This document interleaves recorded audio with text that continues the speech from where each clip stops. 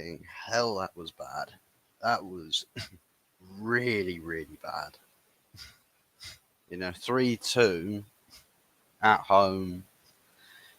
2 goals scored, and you think, well, at least Man United had a good go of it, right? At least we gave a good showing, a good accounting of ourselves. But my God, some of the players today, you wouldn't find performances as bad in Sunday League, in fucking Vanarama National League. Holy shit, that was bad. Like the absolute fundamental basics and some of the individual errors today. I think players who want to sack managers do that heinous shit on the pitch. They want managers sacked. They are fucking stupid. And you can't teach stupid. You can't teach stupid. And for as long as we keep some of these, well, a lot of these players, this doesn't change. Sorry, it doesn't change. We'll carry on losing games because we got bozo genes all over the fucking pitch. Martinez, woeful. Anana, a fucking troll. Fernandez, horrendous. Mainu had a bad game. Agate had no impact. Garnacho's only known for his fucking teeth at this point. Dalot, embarrassing. Hoyland, graveyard shift, isolated.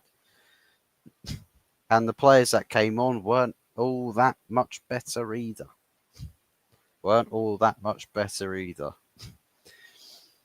De Ligt is he's sort of caught in the middle. He's caught in the crossfire. It's like he's on the set of Dumb and Dumber. And he's trying to figure out, well, I've got the script for a completely different movie here. Why is everyone acting like a fucking fool? What's going on? Like, it's fucking crazy. Mazraoui came on for Euro. Mazraoui, you can always trust him, but fucking hell, the team selection today. I mean, if there's somebody that I think has to wear the crown for responsibility for the worst things happening today, you've got to say that team selection was doomed to fail. And the worst thing is if I'm correct in assuming the manager's quotes, and if I'm remembering them correctly, he said that he feels like he thinks he knows his best team. If that's his best team, then all I'm going to say is I'm a multi-billionaire, right? I was best mates with Jesus Christ, right? And I have a backdoor key to heaven, yeah? I know the backdoor route to get in. That's not his best team. You can't fool us with that. That's not your best team. No, absolutely not your best team. And I said in the preview, right, that there's a whole host of names that I would get rid of. Whole host of names. I think this performance might just add a couple more names. Genuinely, a couple more names. Anana, I can't trust the guy. Sorry. Look at XG, prevented goals. Look at save percentage. Look at all of the good things he's been doing this season. Oh, but this season, he's been good. Yeah, if I want a goalkeeper that doesn't act like a fucking clown from time to time, whilst then getting everybody all giddy about, oh, look at me, Mr. Safe Hands in goal now. And then I'll go and dive out of the way of a shot that's coming straight towards me. Like this guy looked at the ball and got social anxiety from the ball. Man got hot under the collar. He had to scatter. He had to scram, get out of there before I have a mental breakdown. That ball, that blasted ball, I tell you, makes me nervous. What the fuck is it? It's a ball. Your position on the pitch, you get paid to stop the ball going into the goal behind you, not dive out of the fucking way. Absolutely not. Bruno playing no-look passes, and this guy's not really not Mr. No-look pass. He can't do that. He can't do it. He moves the ball slow in the build-up. He moves the ball slow in transition. He don't make the best decisions. His best position isn't in the number 10 in the 10. Let's be honest, he is an 8. But even then, it's like this guy playing. Yeah, it's not just the no-look passing, not really caring. It's the fact that he can't play it straight to a teammate. Like, what's so hard about that? The guy could just stand there. You can watch him for about 5 minutes and go, here you go, here's the ball. And you'd still send it to fucking Mars. Like, it's not hard. You're literally one of the highest paid players on the planet. One of the highest paid players on the planet, and you can't play a simple ball to feet. Mate, you're training to play balls to feet on the fucking daily. That's part of your system. Look after the ball. You're the captain. You're meant to be leading by example here. And you can't look after the ball. Sorry, you're not fit for the system. Bye-bye. Off you go, Bruno. Piss off to Saudi. That's the only place that will probably take you. I don't care about your GA this, GA that. You just don't have it. Yeah. If you wanted fair wages, I'd barely be paying you 100k a week, let's be real. I'd barely be paying you 100k a week. Fucking hell. Big ups to Eddie Dawes. Another game, another dire performance from some players. Most of the players, to be honest. And good evenings to you. Ifas, I did say keep rooting for the season. Nah. I don't dig that. Rude, like, we lose today with Rude. We lose today with Klopp. We lose today with Pep. We lose it. Every manager that's living or dead, fuck it. Brian Clough is not getting this team to be Nottingham Forest today. He's not. Sorry, he won't. He wouldn't get that team with some of those players. He wouldn't get them to win. He just wouldn't. Some of these players, you just can't teach stupid with them. You can't teach stupid with them. But fuck me, I don't think some of these managers would have made that decision with that team. But fuck me, even with the right team, with some of the heads on those players, like, what else can we even expect? What can we expect?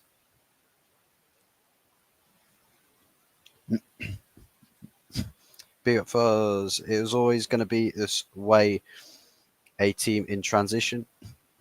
Well, it doesn't make it, right, any less frustrating to see that after losing to Arsenal, you think the players want it, right? You think the players need it. You think the players have to prove something. They have to show that this is where they want to be. That I want to take my place in this team. But today, all I've been shown is that it's just how little some of these players genuinely care, because that's just it. They didn't really take care when they should have been. And it doesn't help, right, in some cases, where I wouldn't have. To be honest, I think Garnacho's just he's got nothing left to offer in this team. I don't understand. Like Rasmus Højlund starting today, I would have gone with Xerxes in that team. I would have gone with a Xerxes in that team. I would have gone with a better choice, a better selection of supporting tens. But we don't have that. I mean, Kobe Mainu struggled today, but I think his better position is in the 10. And not to mention, he played through a lot of his years in the academy in the striker position. You know, he's only been playing as a midfielder for about 5 years. 5 years, Like, it's crazy. Stupid is as stupid be. Absolutely. Trust the process. Big ups to Lee, Football Dad's Army. Big up Fuzzy Forest. Bring on Yeti, mate. I'll probably. Well, I think Yeti's going to do like. I think like a final whistle show later on today. So if he's doing that, then I might be on there. So, but yeah, big ups to you, Michael. Now Liverpool ain't the only ones to have lost at home to them. Well, at least with Liverpool, it's like they've got players in that team that don't get social anxiety from a football. They don't play stupid passes, which are quite easy to execute and send them into their own. They might as well, like Bruno with that pass, might as well have just kicked the ball into his own net. Martinez with that third goal, by the way. I mean, him and the goalkeeper, fucking chuckle brothers, mate. Wasting everybody's time, and God fucking forbid, Kath Phipps has just rolled over in her grave at the fucking sight of that performance. How fucking dare you? How fucking dare you? You disgraced her today. You all disgraced her. Hang your heads in bloody shame. Find some shame. Find fucking Jesus, mate. And some fucking shame.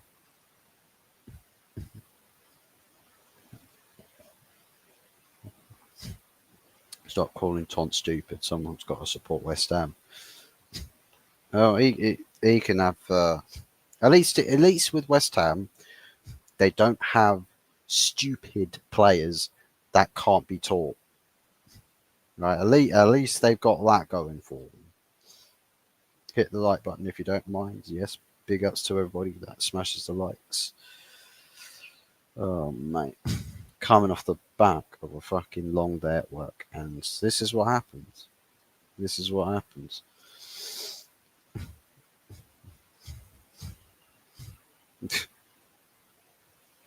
Flip flop. I think Dalot's a good player. Well, even him today was, even if he's a good player for some, absolutely god awful with his consistency. And when he plays bad, he'll ruin your afternoon on his own. Like he will do it. So, mate, I'm taking that. Like you know what? I'm conflicted. And one half of me wants to beg Real Madrid to take him. The other half of me is just like, bro, if I say something, if I show my hand, if I play my hand, show them my cards, bro, they are turning heel and disappearing and taking Trent into the summer. They'll run, and maybe this performance alone could be enough to steer them away. Like Dalot was so shit today. So Gareth Southgate for the Man United job. He's your gaffer, Fuzzy. I mean, fuck me. At least we could have Tweed. It's like Tweedledee and Tweedledum. Well, Tweedledee, the manager, and then Southgate, and then Tweedledums all over the pitch as his players. Man United are shit, plain and simple, and this is what it is. You know, we can't say that the manager is shit, right? The manager today made a fucking horrendous decision with that team selection, and some of his substitutions were absolutely awful. Like Xerxes not in the team until 76th minute. Rashford replacing Garnacho, maybe there's something to that. Not switching Mino and Fernandez. Maguire, like Lissandro Martinez staying on the pitch. No sign of Casemiro. No sign of Casemiro. To be honest, if it was up to me, I'd be starting Xerxes. I think Ugarte and Casemiro need a game together. I do think they need to play a game together. I think Eriksen, at best, is just an impact player. Might as well play him more up at the 10 position. We all need Fulham to win tomorrow. Yeah, we do. An honour is world class. Don't be too harsh, Fuzzy. World class in the shit department. I'd agree with you with that. Do you need some love from? Oh, fucking hell. Fucking hell. Danny Phillips says United are the banter club. Never coming back. Fantastic. What United fans deserve. It's what I deserve, apparently. Don't worry, Fuzzy. If Anana moves on, you get Robert Sanchez in the summer. He's all yours. Mate, I will kill myself if we get Robert Sanchez to replace Anana, because it means we would have learnt nothing. Absolutely nothing, to be honest. Even City at their worst still light years away from Man United. West Ham have class, United have zero. I wonder what club it is that Danny Phillips supports. I do wonder what club it is he supports. I'm getting Arsenal vibes. Could be Spurs vibes, to be fair. Although I wouldn't want to be talking just yet as a Spurs fan. So maybe not a Spurs fan. But yeah, I'm feeling Arsenal vibes with this one. But yeah, man. I'll tell you what, January can't come soon enough. And I think fans at this point, if we're going to be completely honest, I think fans need to start making their voices heard with some of these players, right? They need to start vocalizing it. Like some of these players, just boo them. If you don't like seeing them, boo them. People think that you just need to shamelessly cheer. Oh, this player's delivering 0 out of 10 performances. Cheer, yay! Keep delivering the 0 out of 10. No, tell them how it is. You paid, like they've raised ticket prices for Old Trafford. Yeah, Man United raising ticket prices. They protest against ticket prices, but then when they pay the ticket, they go sit in the seat and they see absolute woeful dross. You did not get your money's worth. What does in every other walk of life, when someone doesn't get their money's worth, they complain about it. They let them know. You tell them exactly how it is. You want your money's worth. So if they're going to take the piss out of you, you know, it's up to you. Roll over, show your belly and take it, or stand up and make yourself accounted for. I know I would have been absolutely booing my head off at that game, and I'd be giving stick to the players. I'll be really giving stick to the players. It's not personal. I just grew up with everyone supporting United. Nah, it's no worries, mate. It's no worries. I'll try and get the vibes from the way some people chat about United. I can sometimes guess. Yeah, yes, Arsenal, and had to stick for years. See, I felt it. I felt the Arsenal energy. But honestly, it's unreal what's happened to you there. Yeah, it is. It is. It's 10 years of decline, mate. 10 years of gradual, just declining into absolute state of shittery, complete and utter shittery. And now, albeit it's 5 games, right? Amorim's literally only been here for 5 games, and with albeit, he's what was it? Came in, started really training on like the 19th of November. He's not even been here for the equivalent of a month yet. And we're seeing some of the worst things from players. But with Amorim, with the manager, is something that we've all got to be patient with because we've seen what he's been able to do with Sporting Lisbon in a place of obscurity. And one thing that I don't really want to see at any point is people sort of turn on the manager too quickly here. Like the guy's going to make mistakes, but ultimately we need to give we need like we need to arm this guy. The guy needs to be a gunman, right? He's got to be a gunman. What do you do with a gunman? You give him an arsenal, right?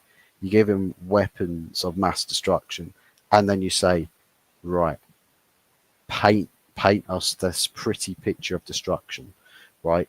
Destroy everybody else, and what we need is just give him the time. But absolutely, what we need to see is a ruthlessness from Ineos that we've not seen before. Right? Some of your big contract players, cut them off. Just cut them off and kick them out.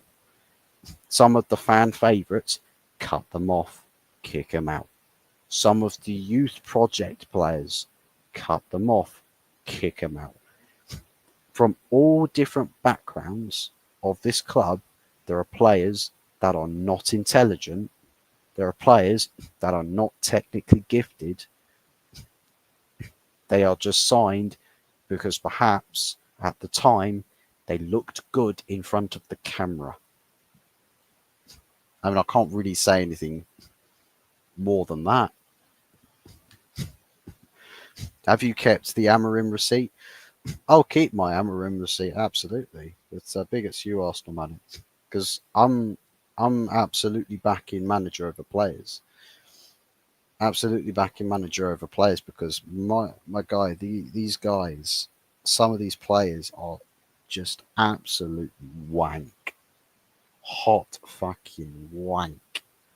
So yeah, I've got to see a massive clearance out. And why wait till the summer? People will say, "Oh, we've got to wait till the summer." Why? Why should we wait? There's a January transfer window, man. Use it. Put everyone in the shop window. Everybody. Put everybody in the shop window and just sell players. Just sell them off if the offers come in.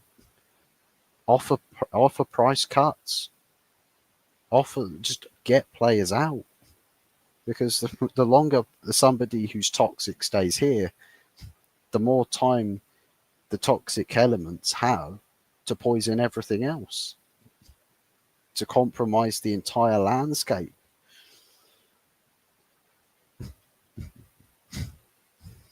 I thought Rashford was back and will also have his purple patch again. Well, I don't know what United fans have been saying that. I'll tell you now that some United fans that were really bigging up Rashford's return to glory need their head wobbled.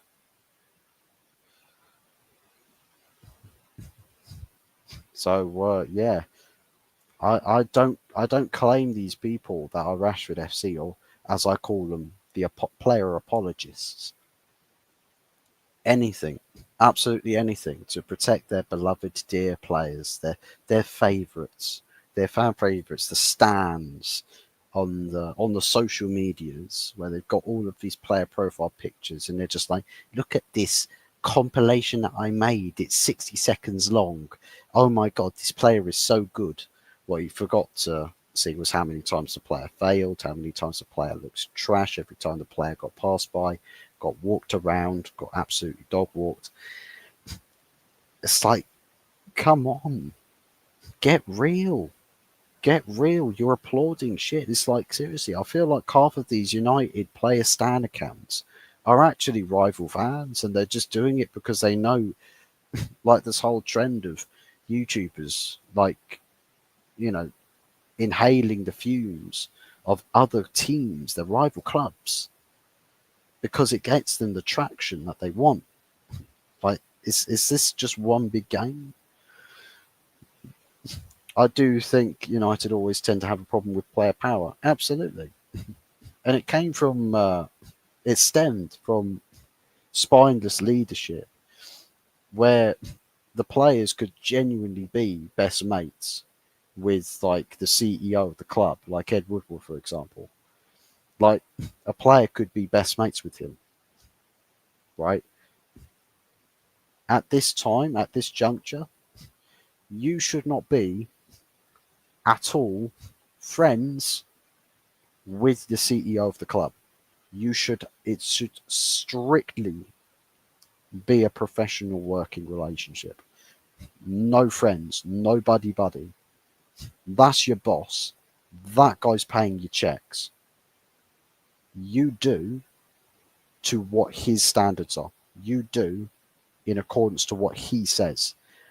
I can't imagine anybody that was sat there was looking at these players absolutely taking the piss and sitting there and thinking, well, I guess if somebody says, oh, I think the manager's a yeah, I'll definitely back a manager, back them over the manager 100%. It's like, come on, like, miss me with that. Absolutely miss me with that shit. More than most, that is. Well, it's. I compare, right, this situation right now to the situation that Ferguson had when he had to take over Man United, where there was like there's like alcoholism problems, like people were lazy, people didn't, take the job seriously, and he had to completely overhaul the culture and get it back into a state of winning mentality and championship mentality. We need to do the same thing, but the elements are different. We're not necessarily faced with alcoholism or lazy people here.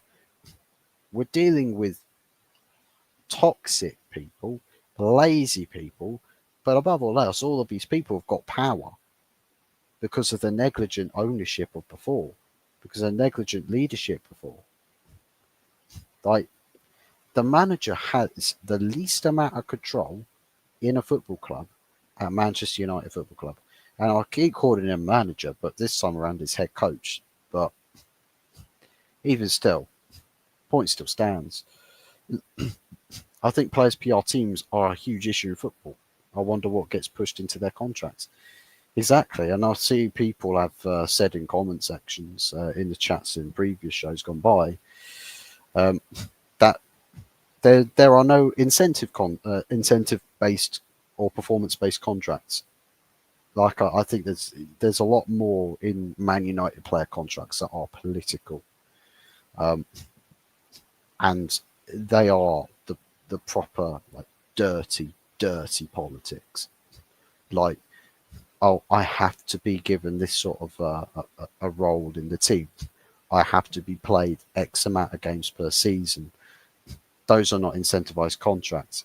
There's a lot of contracts that some of the, like, I think Ineos are sort of, that I think if in Rashford's case, you look at the situation and you think, well, the guy could have in his contract that he's got to play X amount of times in the season, or he's got to be like it's marketing related.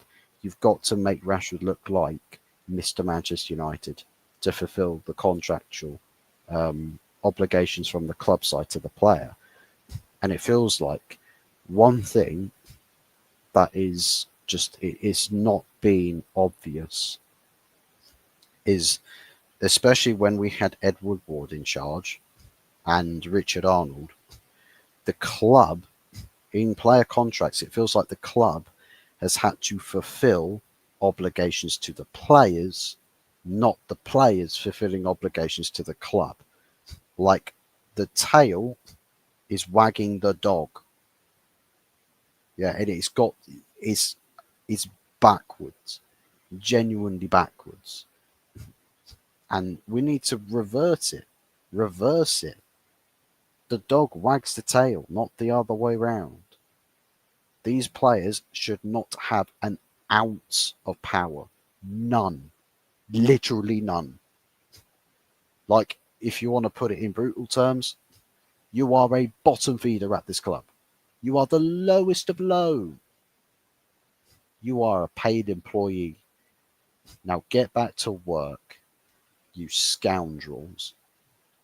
Right? Get back to scrubbing the decks. Get back to doing all of the dirty jobs, yeah, that we pay you so much money to do. If not, kiss your contract goodbye. You are out of the job. Yeah. At least then it's leadership by example, and nobody, not one person, can sit there and think, oh, well, that's fine, I'm safe. Because it can happen to anybody. And that's where I think we need to go.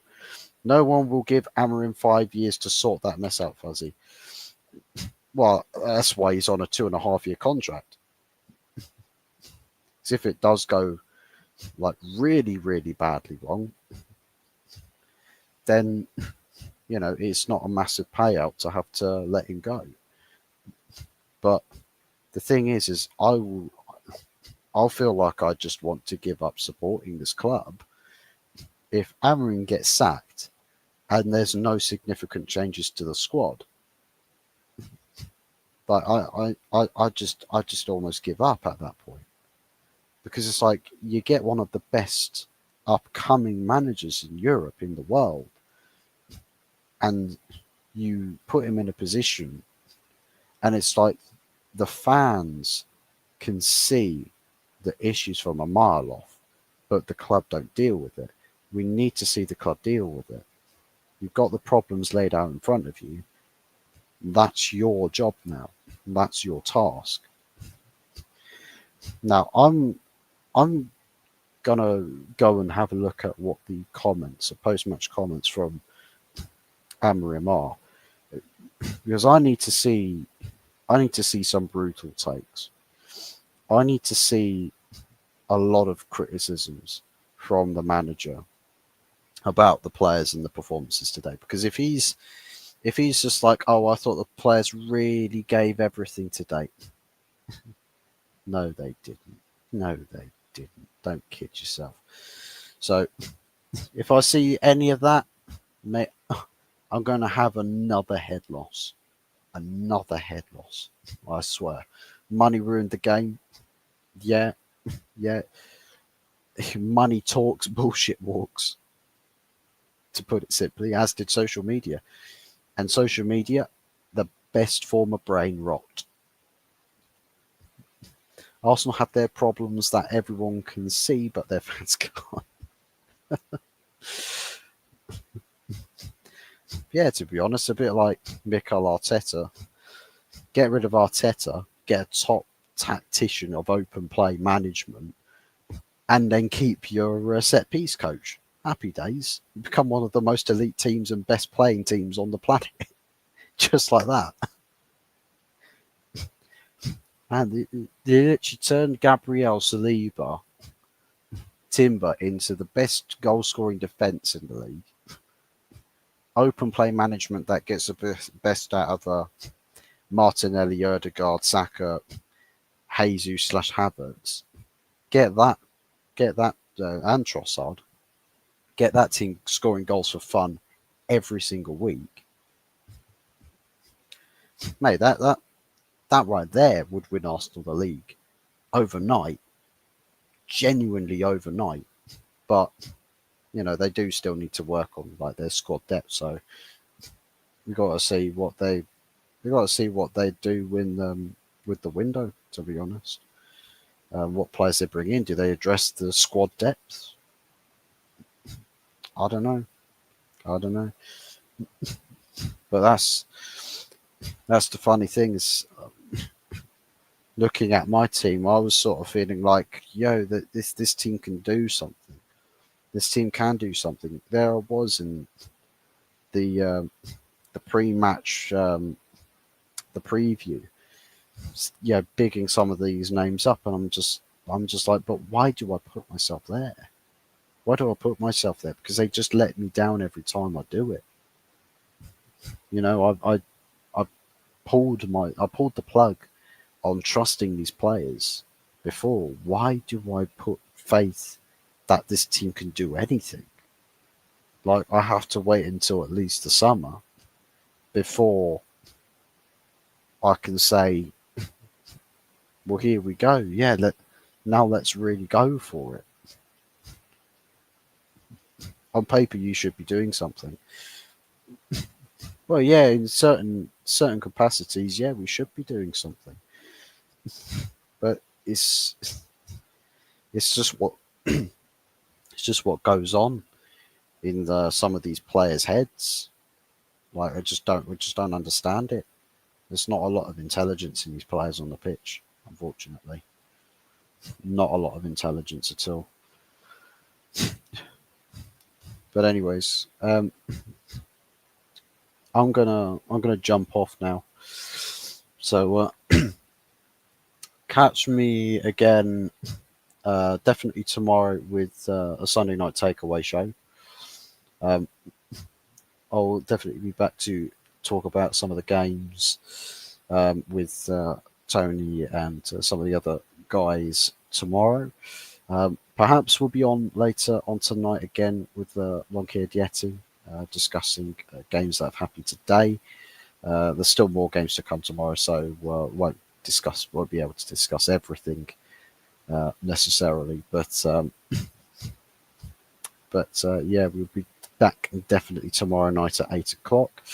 Good stream, Fuzz. Thank you very much. It's good for you guys because it's entertaining seeing me absolutely having head losses. But fuck me, it's contrary to belief. I don't enjoy making these kind of streams. I really don't, because I want to be talking about good things. I want to be talking about positive things.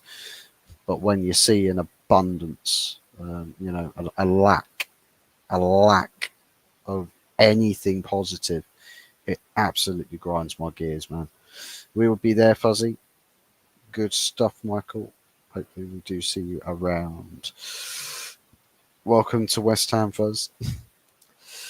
But you see, you're just there. That's just West Ham, Tony. Man United were there, and now they're there. It's like watching the fall in slow motion and not being able to do a thing about it. See, it's like you can't fall that far when you're already on the ground. And that's kind of West Ham's case at the moment. In West Ham's case, what you've got to do is avoid the potholes or the manholes in the ground, so you don't fall into the depths of despair. Spuds in the mud. I can't wait. Whilst I would like to see Spurs get absolutely their ass handed to them on a plate, I would love it, but I'm not gonna hold my breath. But anyways, guys, thanks for watching. Take care. Enjoy the rest of your Saturday evenings, and yes, see you at the very least tomorrow. And yeah, enjoy the rest of your Saturdays. Speak to you all again soon. Take care.